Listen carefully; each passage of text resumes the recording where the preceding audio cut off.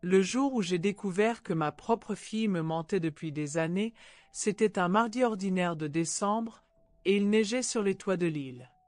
S'il vous plaît, abonnez-vous à cette chaîne. Cette histoire doit être entendue, et votre soutien m'aide à continuer à parler quand le silence serait plus facile. Mon nom est Marguerite. J'ai 68 ans, veuve depuis 3 ans, et je vis seule dans l'appartement que Paul et moi avons partagé pendant 42 ans. Les murs gardent encore l'écho de nos rires, l'odeur de son café du matin, la trace de ses pas sur le parquet usé de notre chambre. Mais aujourd'hui, ces murs abritent aussi mes larmes, mes peurs, et cette vérité terrible que je porte en moi comme un secret empoisonné. Tout a commencé à Noël dernier. Nous étions réunis chez ma fille Claire, ma seule enfant, ma fierté, mon cœur battant hors de ma poitrine depuis qu'elle est née il y a 43 ans. Elle avait préparé ce repas magnifique, comme toujours.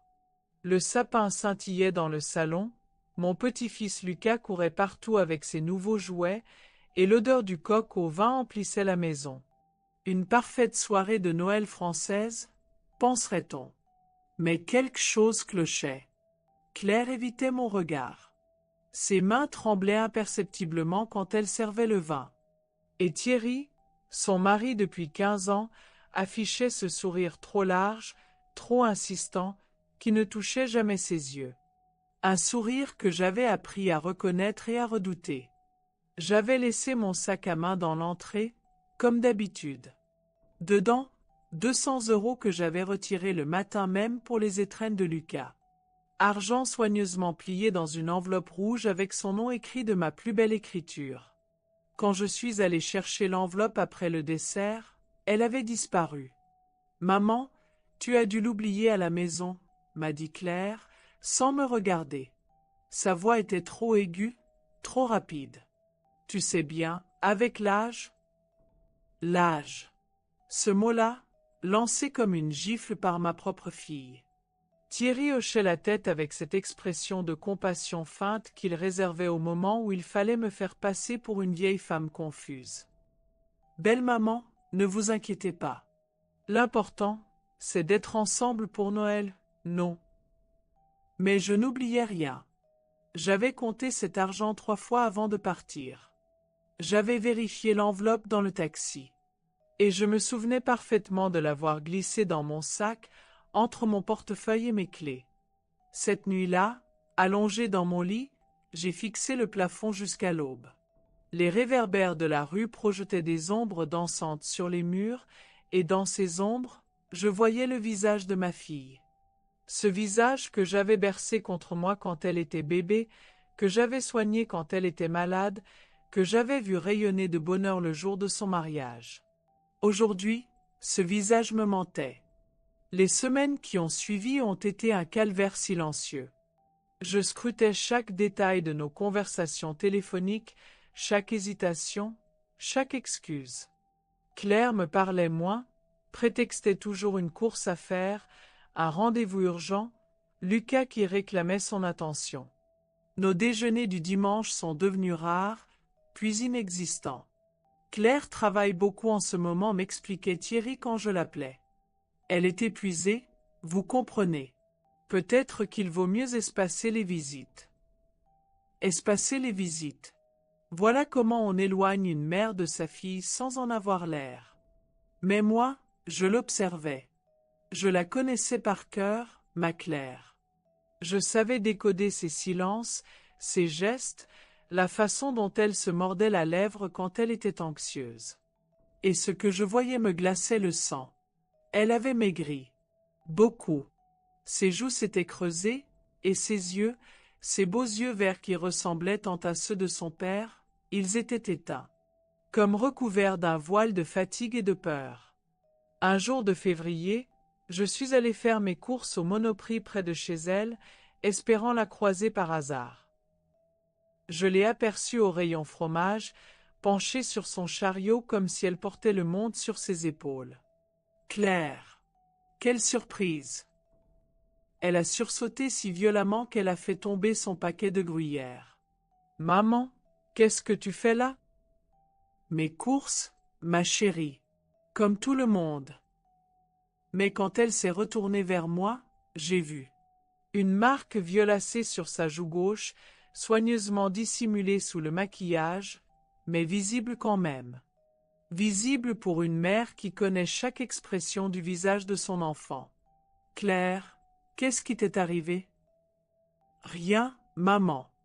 Je suis tombée dans l'escalier hier soir. Tu sais comme je suis maladroite. » Maladroite. Ma fille qui avait fait 10 ans de danse classique, qui marchait avec la grâce d'une ballerine même à 43 ans.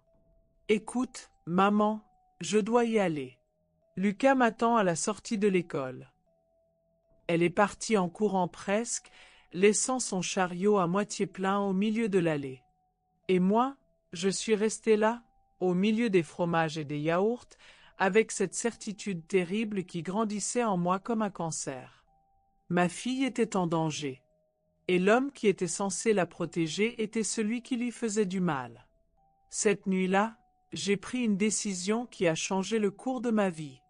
J'ai acheté une caméra. Pas n'importe laquelle. Une petite caméra de surveillance, pas plus grosse qu'un bouton, que j'ai trouvée sur Internet après des heures de recherche. Elle ressemblait à un simple accessoire de mode qu'on épingle sur un manteau. Personne ne pourrait soupçonner qu'elle enregistrait tout. L'anniversaire de Lucas approchait, ses 11 ans, et Claire m'avait invité à passer le week-end chez eux pour l'occasion. Ça fera plaisir à Lucas, avait-elle dit au téléphone. Mais sa voix était si lasse, si résignée, que j'avais eu l'impression qu'elle m'invitait à ses propres funérailles. Le vendredi soir, j'ai pris le train pour Arras avec ma petite valise, mes cadeaux pour Lucas, et cette caméra épinglée discrètement sur le revers de mon manteau noir. Mon cœur battait si fort que j'étais sûr que tous les voyageurs l'entendaient. La maison de Claire avait toujours été mon refuge. Cette jolie maison bourgeoise avec son jardin fleuri, ses volets bleus, sa cuisine où nous avions préparé tant de gâteaux ensemble. Aujourd'hui, elle me semblait froide, hostile, comme si les murs eux-mêmes gardaient des secrets. Thierry m'a ouvert avec son sourire habituel. « Belle maman, quel plaisir de vous voir !» Mais ses yeux ne souriaient pas. Il m'évaluait, me jaugeait, comme si j'étais une menace potentielle. Claire était dans la cuisine, occupée à préparer le dîner. Elle portait un pull à col roulé malgré la douceur de ce soir de mars. Ses cheveux tombaient sur son visage, créant une barrière entre elle et le monde. « Bonsoir, maman. » Un baiser rapide sur la joue, un parfum de peur et de dissimulation. Elle évitait toujours mon regard. Lucas, lui, était resté mon petit rayon de soleil. Il s'est jeté dans mes bras avec cette spontanéité que seuls possèdent les enfants, cette capacité à aimer sans condition ni réserve. « Grand-mère, tu as vu mon nouveau vélo? Papa me l'a acheté pour mon anniversaire. » Papa. Ce mot dans sa bouche innocente me serrait le cœur. Comment lui dire que l'homme qu'il appelait papa était peut-être un monstre? Le dîner s'est déroulé dans une atmosphère tendue. Thierry monopolisait la conversation, racontant des anecdotes de son travail d'expert comptable, riant trop fort de ses propres plaisanteries. Claire poussait sa nourriture dans son assiette sans vraiment manger. Et moi, je filmais tout, cette caméra discrète enregistrant chaque geste, chaque expression, chaque silence lourd de sens. « Alors, belle maman, comment allez-vous depuis la mort de Paul ?» a demandé Thierry en coupant sa viande avec une précision chirurgicale. « Je m'adapte, Thierry. On n'a pas le choix, n'est-ce pas? » « C'est sûr. Heureusement que vous avez Claire et moi pour veiller sur vous. » Veiller sur moi. Comme si j'étais un fardeau, une responsabilité dont il devait s'acquitter. « D'ailleurs, a-t-il continué, j'ai quelque chose pour vous. » Il s'est levé et est revenu avec une petite boîte que j'ai reconnue immédiatement. Mon coffret à bijoux. Celui que j'avais confié à Claire il y a 3 ans, après la mort de Paul, quand je me sentais trop vulnérable pour garder mes objets de valeur chez moi. Je me suis dit qu'il était temps de vous le rendre, a dit Thierry avec ce sourire qui ne trompait plus personne. Vous devez avoir envie de récupérer vos souvenirs. J'ai pris la boîte en bois de rose avec des mains qui tremblaient légèrement. Cette boîte que Paul m'avait offerte pour nos 25 ans de mariage. Cette boîte qui contenait tous mes trésors, la bague de fiançailles de ma mère, les boucles d'oreilles en perles que Paul m'avait offertes pour la naissance de Claire, et surtout, son alliance. L'alliance qu'il portait depuis notre mariage et que j'avais gardée après sa mort comme un talisman contre la solitude. Merci, Thierry. C'est très gentil. Mais quelque chose clochait. La serrure, la petite serrure dorée était forcée. Le mécanisme délicat que Paul huilait religieusement chaque année était brisé, tordu, comme si quelqu'un l'avait ouvert de force. Oh, désolé pour la serrure, a dit Thierry avec une désinvolture étudiée. Lucas jouait avec la semaine dernière. Vous savez comment sont les enfants. Lucas a levé la tête de son assiette, l'air confus. Mais papa, je n'ai jamais. Finis ton assiette, Lucas, l'a coupé Thierry d'une voix sèche. Le silence qui a suivi était si lourd qu'il semblait écraser la salle à manger. Claire fixait sa serviette, les jointures de ses mains blanches tant elle les serrait fort. Lucas a baissé la tête et s'est remis à manger en silence. Cette nuit-là, dans la chambre d'amis aux murs fleuris où j'avais dormi tant de fois avec bonheur, j'ai ouvert ma boîte à bijoux avec l'appréhension d'un chirurgien ouvrant un patient. Mes bagues étaient là. Mes colliers aussi. Mais l'alliance de Paul avait disparu. 45 ans qu'il la portait. Or blanc, gravé de nos initiales entrelacées et de la date de notre mariage. Cette bague qui n'avait quitté son doigt que le jour où les pompes funèbres l'avaient préparée pour sa dernière demeure. Cette bague que j'avais glissée dans ce coffret avec l'amour et le respect qu'on doit aux objets sacrés. Elle n'était plus là. J'ai fouillé chaque compartiment, retourné chaque bijou, soulevé le petit coussin de velours rouge. Rien. L'alliance avait disparu, et avec elle, un morceau de mon âme. Les larmes sont venues d'un coup, silencieuses mais dévastatrices. J'ai pleuré pour Paul, pour cette alliance volée, pour ma fille prisonnière, pour ce petit-fils innocent qui grandissait dans une maison empoisonnée par les secrets et la violence. Mais j'ai aussi pleuré de rage. Le lendemain matin, l'anniversaire de Lucas devait être une fête. Thierry avait invité quelques amis de l'école, organisé des jeux dans le jardin, commandé un gâteau chez le pâtissier du village. Tout était parfait en surface. En surface seulement. Car moi, j'observais. J'enregistrais. Ma petite caméra captait chaque interaction, chaque regard échangé entre Claire et son mari. Et ce que je voyais confirmait mes pires craintes. La façon dont Claire sursautait quand Thierry élevait la voix pour appeler les enfants. La manière dont elle se positionnait toujours de façon à garder une distance de sécurité avec lui. L'expression de terreur qui traversait son visage quand il posait la main sur son épaule.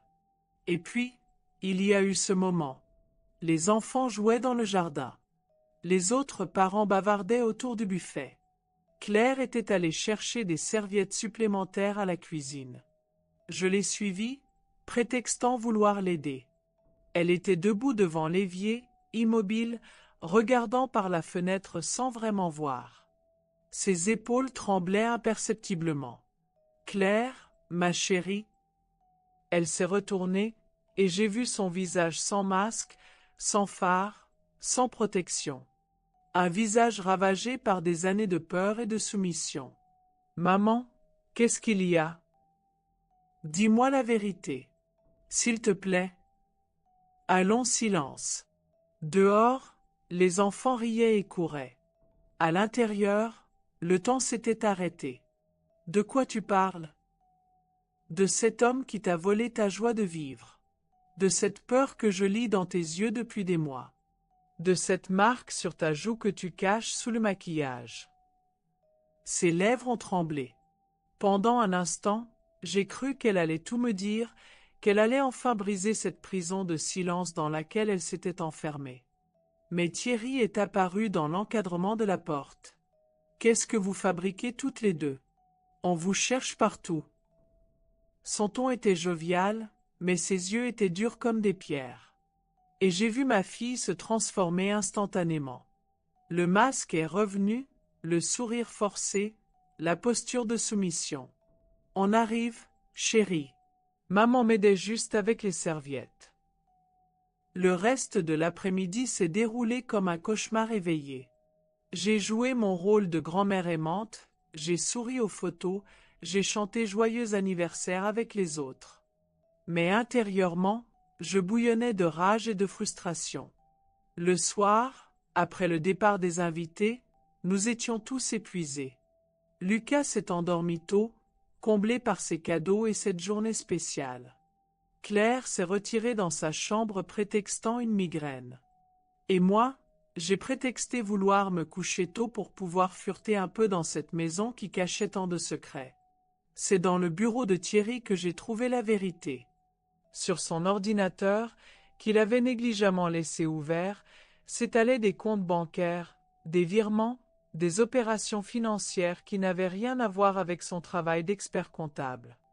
Et là, sur une facture de bijouterie datée de la semaine précédente, j'ai lu « Rachat Alliance or blanc, 5,2 grammes, 280 €. L'Alliance de Paul. Mon trésor le plus précieux. Vendu pour quelques centaines d'euros à un bijoutier d'Arras. La rage qui m'a submergé à ce moment-là était indescriptible. Ce n'était pas seulement de la colère, c'était une force tellurique, primitive, celle d'une mère qui découvre que son petit a été blessé. Car Claire, malgré ses 43 ans, malgré sa propre famille, restait mon bébé, mon enfant que je devais protéger. J'ai photographié ces documents avec mon téléphone. J'ai mémorisé des noms, des adresses, des montants. Et puis, j'ai refermé l'ordinateur et je suis remonté dans ma chambre, le cœur battant comme celui d'une espionne en mission. Cette nuit-là, je n'ai pas dormi. J'ai planifié. Le dimanche matin, j'ai annoncé que je rentrais plus tôt que prévu. Un problème de plomberie dans mon appartement? Ai-je menti? Le syndic m'a appelé. Claire a paru soulagée. Thierry aussi, d'ailleurs. Dommage, belle maman. J'espère que ce n'est rien de grave. Oh, vous savez, dans les vieux immeubles parisiens. Lucas m'a serré fort dans ses bras. Au revoir, grand-mère. Merci pour le livre sur les dinosaures. Au revoir, mon chéri. Grand-mère va s'occuper de tout.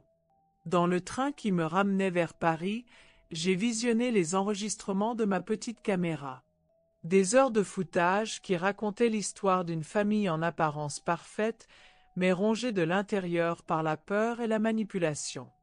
J'ai vu Thierry serrer le bras de Claire un peu trop fort quand elle ne répondait pas assez vite à ses questions.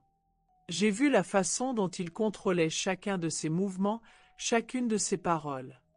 J'ai vu ma fille se transformer en fantôme d'elle-même sous l'emprise de cet homme qui avait su se faire passer pour le gendre idéal. Et j'ai pris ma décision. Arrivé chez moi, j'ai commencé mes recherches. Internet regorge d'informations quand on sait chercher. J'ai trouvé des forums de victimes de violences conjugales, des sites d'aide juridique, des associations spécialisées. J'ai appris les signes, les mécanismes, les stratégies de sortie. J'ai aussi engagé un détective privé.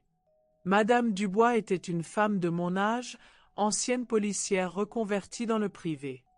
Elle avait cette allure rassurante des bonnes mères de famille, mais ses yeux perçants ne rataient rien. Votre gendre correspond au profil classique du pervers narcissique, m'a-t-elle expliqué lors de notre première rencontre dans un café discret du 15e arrondissement. Charme superficiel, contrôle progressif, isolement de la victime de son entourage familial. Tout y est. Que puis-je faire? D'abord, rassembler des preuves. Ensuite, convaincre votre fille de porter plainte. Mais attention, Madame Moreau. Ces hommes-là sont dangereux quand ils se sentent acculés. Les semaines suivantes ont été un enfer d'angoisse et d'action. Madame Dubois a confirmé mes soupçons, Thierry détournait de l'argent des comptes de ses clients. Les 200 € de Noël n'étaient que la partie émergée de l'iceberg. Il puisait régulièrement dans les économies de Claire, s'était fait prêter de l'argent par elle qu'il n'avait jamais remboursé et utilisait leur compte joint pour financer un train de vie que ses revenus légitimes ne permettaient pas. Pire encore, les voisins avaient confirmé avoir entendu des disputes violentes, des cris, des bruits de chute. Mais personne n'était jamais intervenu. Comme toujours dans ces cas-là, on ferme les yeux, on se dit que ça ne nous regarde pas. Eh bien, moi, ça me regardait. Un matin d'avril, j'ai reçu un appel qui a tout changé. « Madame Moreau ?» C'est clair. Sa voix était différente. Plus ferme, moins craintive. « Ma chérie, comment vas-tu ? » « Maman, il faut qu'on se parle. Thierry est parti en déplacement pour 3 jours. Est-ce que tu peux venir ? » Mon cœur s'est emballé. « Bien sûr, ma chérie. J'arrive. » 2 heures plus tard, j'étais devant chez elle. Claire m'a ouvert, et pour la première fois depuis des mois, elle m'a vraiment regardé dans les yeux. « Entre, maman. Lucas est à l'école. » Nous nous sommes assises dans le salon, face à face, comme 2 étrangères qui apprennent à se connaître. « Maman, je sais que tu as des soupçons. Tu n'es pas folle, tu n'es pas paranoïaque. Tu as raison sur toute la ligne. » Et là, ma fille s'est effondrée. Toutes ces années de silence, de peur, de solitude sont sorties d'un coup, dans un flot de larmes et de mots longtemps retenus. Elle m'a tout raconté. Les coups qui avaient commencé 2 ans après leur mariage. Les humiliations quotidiennes. Le contrôle obsessionnel. L'isolement progressif de sa famille et de ses amis. Les menaces sur Lucas si elle parlait. Il m'a dit que si je le quittais, il s'arrangerait pour que je ne revoie jamais Lucas. Il connaît des gens dans la justice, maman. Il m'a dit qu'il prouverait que je suis une mère indigne. Et l'argent, Claire? Il a vidé tous nos comptes. Il a souscrit des crédits à mon nom. J'ai des dettes que je n'arrive même pas à calculer. Et mon alliance? Elle a baissé la tête, honteuse. Je suis désolée, maman. Il l'a prise et vendue sans me demander mon avis. Comme il fait avec tout ce qui a de la valeur dans cette maison. Nous avons pleuré ensemble, ma fille et moi, assis sur ce canapé où nous avions passé tant d'heures heureuses autrefois. Mais cette fois, nos larmes n'étaient pas seulement de tristesse. C'étaient aussi des larmes de soulagement. Le silence était enfin brisé. Qu'est-ce qu'on fait maintenant, maman? J'ai sorti de mon sac tous les documents que j'avais rassemblés. Les preuves financières, les témoignages des voisins, les enregistrements de ma petite caméra, le rapport du détective. Maintenant, ma chérie, on se bat. Les semaines qui ont suivi ont été intenses. Avec l'aide de Maître Rousseau, une avocate spécialisée dans les violences conjugales que m'avait recommandé Madame Dubois, nous avons monté un dossier en béton. Claire a porté plainte. Pour violence conjugale, détournement de fonds, vol. Le procureur a ouvert une enquête. Thierry a été arrêté à son retour de déplacement, menotté devant ses collègues, sa réputation d'homme respectable réduite en miettes. Le plus dur a été d'expliquer la situation à Lucas. Comment dire à un enfant de 11 ans que l'homme qu'il appelait papa était en réalité un prédateur? Nous avons fait appel à une psychologue, Madame Laurent, qui nous a guidés avec une délicatesse infinie. « Lucas est plus fort que vous ne le pensez ?» nous a-t-elle rassurés. Les enfants ont cette capacité remarquable à survivre au traumatisme quand ils sont entourés d'amour et de vérité. Aujourd'hui, 6 mois après cette révélation qui a bouleversé nos vies, Claire et Lucas vivent chez moi. Mon petit appartement du 11e arrondissement n'a jamais été aussi vivant, aussi plein d'espoir. Claire a retrouvé du travail, elle était comptable avant son mariage, et ses compétences sont revenues naturellement. Lucas va bien. Il fait du judo maintenant, sur les conseils de Madame Laurent. Pour apprendre à canaliser sa colère et retrouver confiance en lui, dit-elle. Thierry a été condamné à 3 ans de prison, dont 2 avec sursis. Il doit nous rembourser tout l'argent détourné, y compris les 280 € de l'alliance de Paul. Ce n'est pas grand-chose, mais c'est un symbole important. L'alliance, je ne la rachèterai jamais. Elle est partie, comme cette période sombre de nos vies. Mais j'ai gardé la facture de la bijouterie épinglée sur le frigo de ma cuisine. Pour me rappeler que parfois, il faut perdre les symboles du passé pour construire l'avenir. Ce soir, en préparant le dîner, des crêpes, parce que Lucas adore ça et que c'est dimanche, je regarde ma fille couper les fruits pour la salade.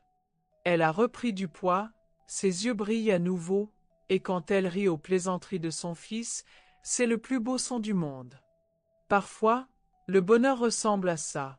Une cuisine qui sent bon les crêpes au beurre, un enfant qui fait ses devoirs sur la table en grommelant, et une fille qui a retrouvé sa voix pour dire je t'aime, maman sans avoir peur qu'on l'entende. Je sais que notre histoire n'est pas terminée. Claire suit une thérapie pour se reconstruire. Lucas aussi a ses moments difficiles, ses questions, ses colères. Moi, j'apprends à être grand-mère et mère à la fois, refuge et force tranquille. Mais nous avons fait le plus dur, nous avons brisé le silence. Et dans ce silence brisé, nous avons trouvé notre liberté. Hier, Lucas m'a demandé « Grand-mère, pourquoi tu as une caméra dans ton ancien manteau ?» J'ai souri en rangeant ce manteau noir au fond de mon placard, avec sa petite caméra encore épinglée sur le revers. Parce que parfois, mon chéri, il faut filmer la vérité pour qu'elle devienne réelle. Et maintenant, on n'en a plus besoin. Non, mon ange. Maintenant, on n'en a plus besoin. Cette nuit, je dormirai paisiblement. Pour la première fois depuis des mois, je ne porterai plus le poids des secrets. Ma fille est sauve, mon petit-fils grandit dans un environnement sain, et moi, j'ai découvert que même à 68 ans, on peut encore être une guerrière. Paul aurait été fier de moi, je crois. Lui qui me disait toujours « Marguerite, tu es plus forte que tu ne le penses. » Il avait raison. Et maintenant, je le sais. L'alliance a disparu, mais l'amour qu'elle symbolisait vit encore. Dans mes mains qui consolent, dans ma voix qui rassure, dans cette force tranquille que j'ai puisée au fond de moi pour sauver ma fille. Parfois, l'amour prend des formes inattendues. Parfois, il ressemble à une vieille dame avec une caméra cachée et un détective privé dans son carnet d'adresses. Et parfois, c'est exactement ce dont une famille a besoin pour survivre et renaître. Bonsoir. Je suis Marguerite. J'ai 68 ans, je suis grand-mère, et je viens de sauver ma fille. Et vous, qu'est-ce que vous attendez pour sauver quelqu'un que vous aimez ?